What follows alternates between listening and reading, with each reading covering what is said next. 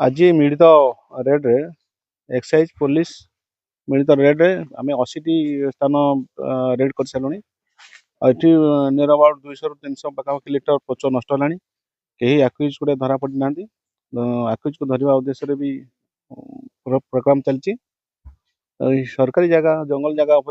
चलती नष्ट करा आंबपलास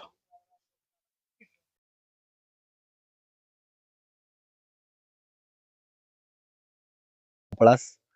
जामुनालिया यार आसपास अंचल जो जंगल जमी अच्छी ता भितर आम आज समूह भाव रेड करूँ एठू 80 गोटी गात मध्य जो बड़ बड़ जली पॉलिथिन जार कि परिमाण 500 लिटर पाखापाखि गोटे कंटेन्ट धरुची पाखापाखि आम 30,000 लिटर मोर पोच नष्ट करने सहित मद भी ड्रम रे 2,000 लिटर मद भी नष्ट कर यही जो माने जो सब इलिगाली काम करूछंती एमानकु आमे धरपकड़ करिया पई यथेष्ट प्रयास करिवु समस्त सहायता लड़ू प्रत्येक क्षेत्र में आम जनसचेतनता क्रिएट करूँ कि ये सब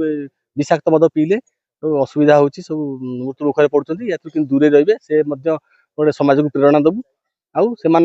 एक्साइज एक्ट रे बुक करूँ